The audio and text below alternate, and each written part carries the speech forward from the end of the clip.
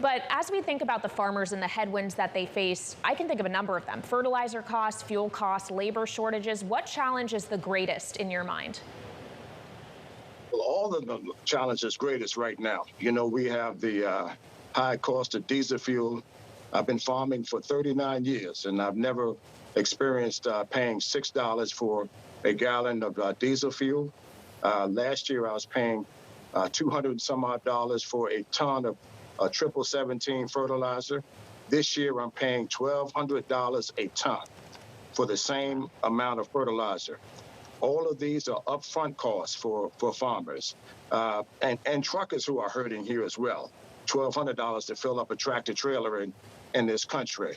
And we're facing inflation, and the consumers, the American people, are going to feel the pinch when they go to the grocery store. The three major commodities: corn, wheat, and soybeans.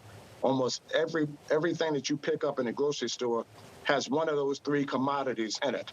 And when farmers are not planting crops, this year I reached out to the administration, the Biden administration, to plead with them to provide emergency loans for Black and other small farmers in this country. What's the response been? Did the Biden administration seem responsive to that?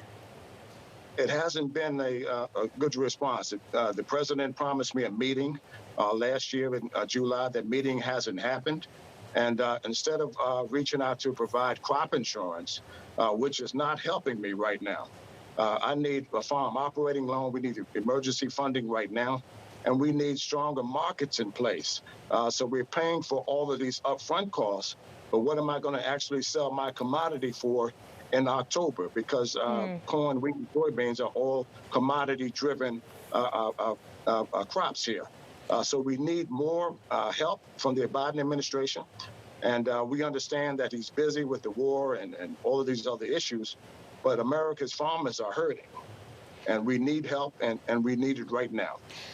And John, if that help doesn't come, obviously it won't just be the farmers that are hurt, but the nation broadly, if there is a food shortage. Just how bad could that food shortage be?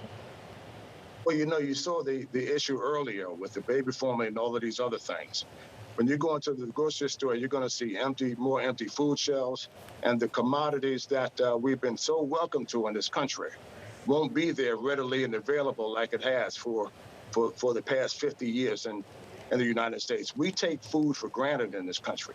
We waste food, so the American consumer, the everyday mom and pop, the single mother who's struggling is going to go into the supermarkets, and she's going to feel the pinch of high cost of food because, one, we're not helping farmers, and two, we have a region of the country in this world that's at war, which is Russia and Ukraine, where fertilizer comes from. And they need help. We provided them $50 billion in aid, but we didn't do anything to provide infrastructure for America's farmers. The top 10 banks didn't help us, and the top corporations such as Cargill and John Deere, instead of price gouging, they need to circle back and invest in America's farmers.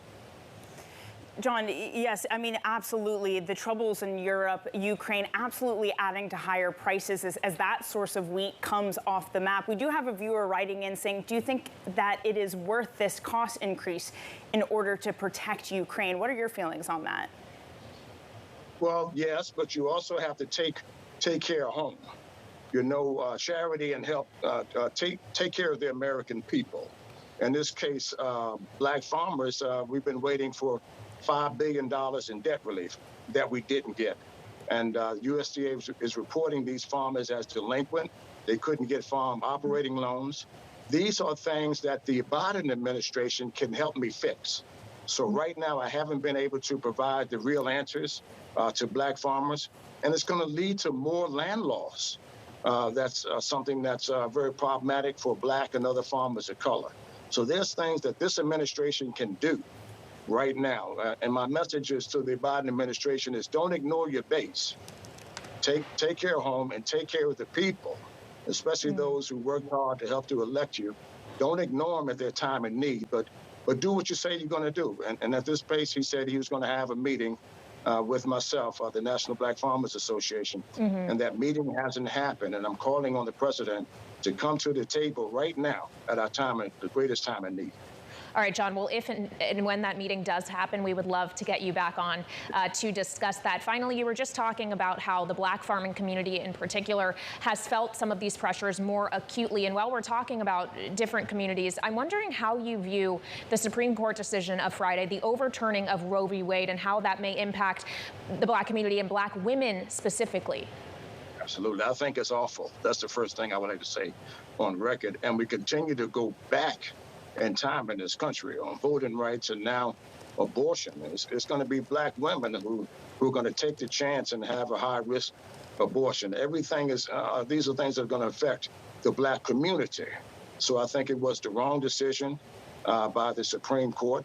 And, these are elderly men who are making the decisions on what women can do with their body. It was the wrong thing at the wrong time in history to do, people. And we have to find a way to address it in this country. I know it goes back to the states, but to me, it was just an awful, awful decision. And that's why people have to come out and vote. And it's very important to vote so that we can put the right people that have the right voice and the right interests for America and help put them on the Supreme Court so that these decisions won't happen in the future. We have to vote, we have to organize, and we have to get the message out that this is not what the American people want.